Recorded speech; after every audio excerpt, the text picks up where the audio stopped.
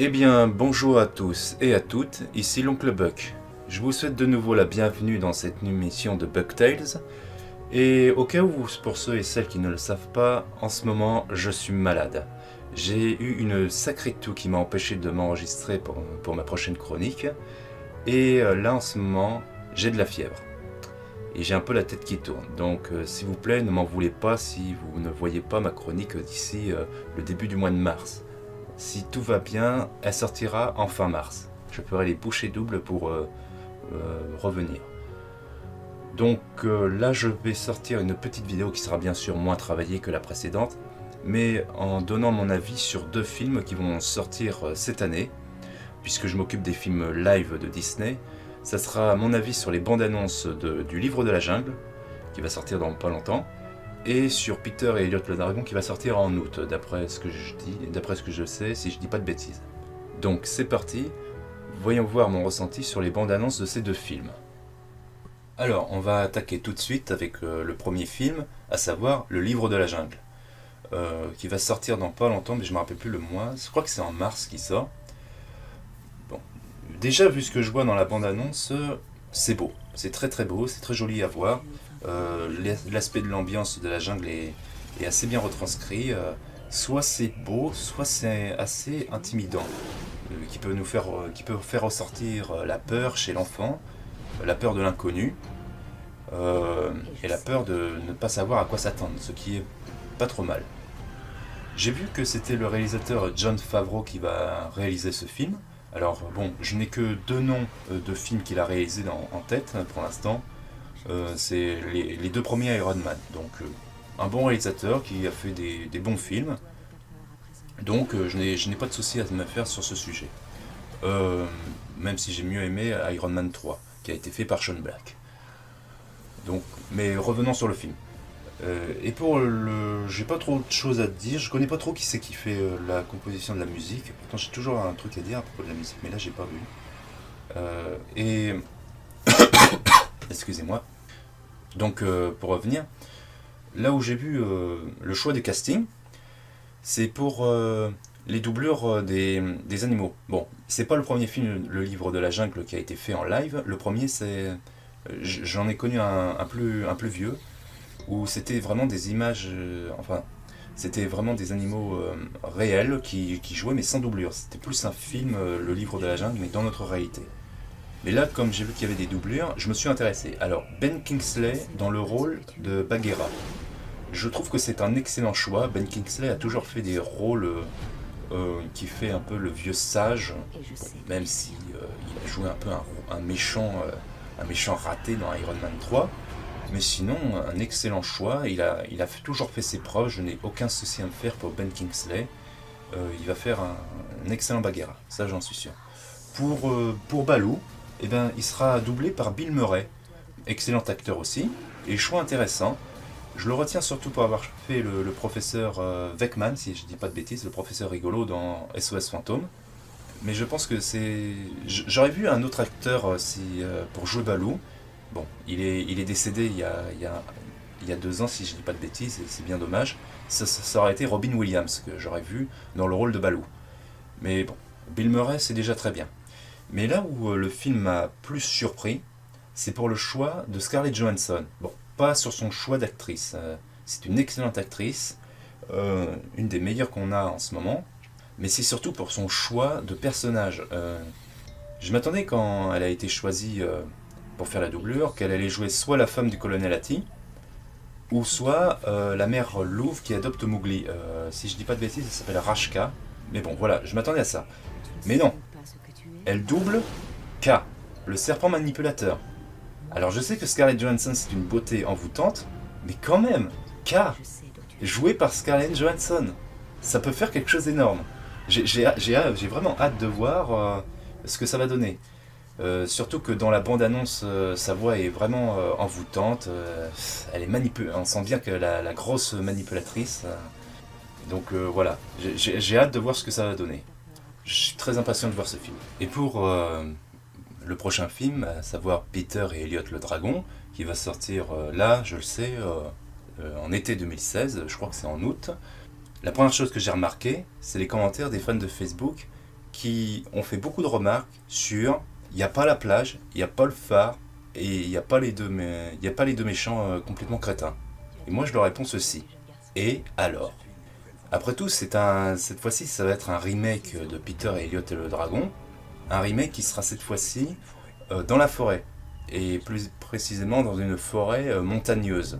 Bah d'un côté, c'est pas plus mal, je trouve, parce que honnêtement, même si Elliot le Dragon, il arrive à se rendre invisible, il faut dire qu'il n'est pas vraiment très discret. Après tout, qu'est-ce qui est un meilleur environnement pour cacher un dragon? Une plage avec une falaise vachement visible, à part quelques grottes où on peut cacher le dragon, ou un relief forestier en pleine montagne. Et en plus de ça, on voit bien qu'il y a des falaises dans cette forêt. Et donc du coup, dans les falaises, qu'est-ce qu'on trouve? Des grottes. Donc je me fais pas de soucis sur le film, au niveau du relief. Ça, je m'en fiche complètement.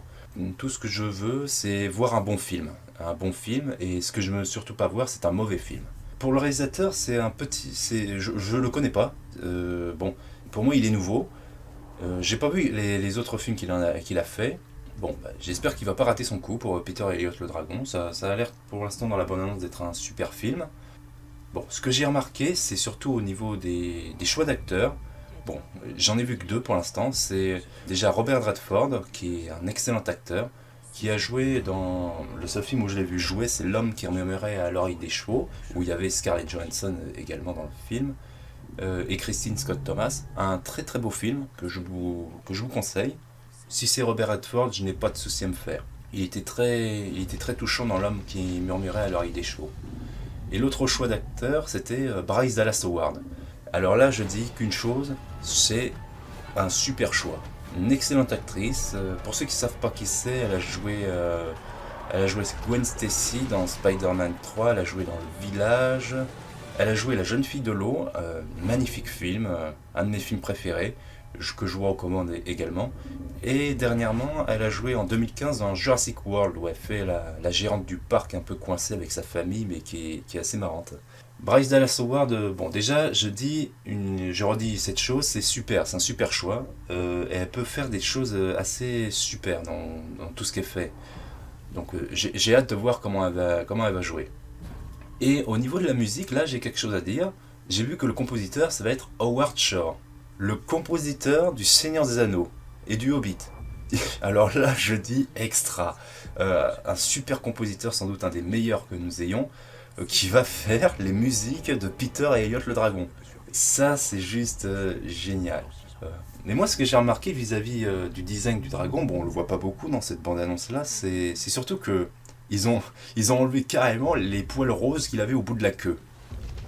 N'allez pas prendre ça au sens tordu. Non, non. Non, ils ont carrément enlevé. Vous vous rappelez que Elliot, j'allais dire Peter, Elliot le dragon, dans le film original, il y avait des sortes de poils roses au bout de sa queue qui lui permettaient d'accrocher Peter pour le mettre sur son dos, par exemple. Voilà, moi j'ai trouvé ça assez intéressant. Ça laisse demander que le dragon va être beaucoup plus réaliste que dans le film original. Après, je dis ceci.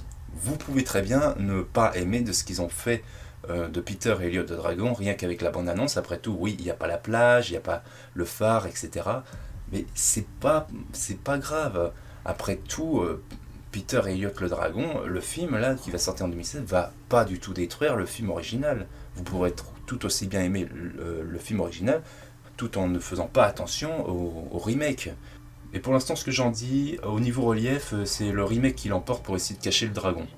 Voilà. Et pour l'acteur qui joue Peter, bah, il fait beaucoup plus enfant à la Tarzan que le Peter qu'on était habitué à voir dans sa salopette dans le premier film. Donc, mais j'ai hâte de voir un peu comment ils vont faire. Ça va être sans doute un film beaucoup plus ancré dans notre réalité que Peter et Elliot le Dragon, le film original. Voilà. Mais sinon, j'ai rien d'autre à dire sur ce film, mis à part que entre les deux films de Disney, entre Le Livre de la Jungle et Peter et le Dragon, je pense que c'est celui-là que j'attends le plus cette année pour voir comment est-ce qu'ils vont faire. Surtout pour voir si le réalisateur est bon. Bon, si c'est Disney, je leur fais confiance. Après tout, ils ont fait très rarement des mauvais films. Là, comparé par exemple à Maléfique, là ils n'ont pas pris un réalisateur qui n'avait rien fait avant. Là, ils ont pris un réalisateur qui a fait des films, mais j'ai pas vu les films. Donc voilà.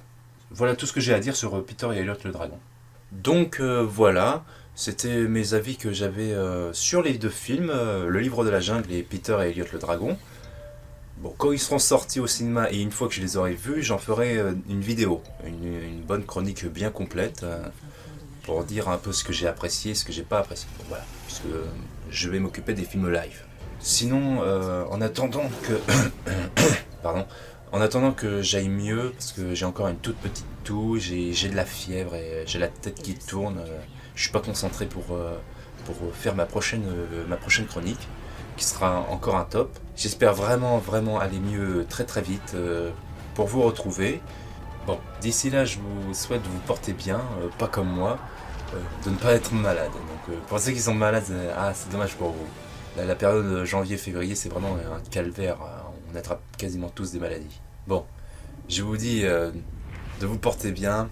À la prochaine. Je vous fais de gros bisous. Salut.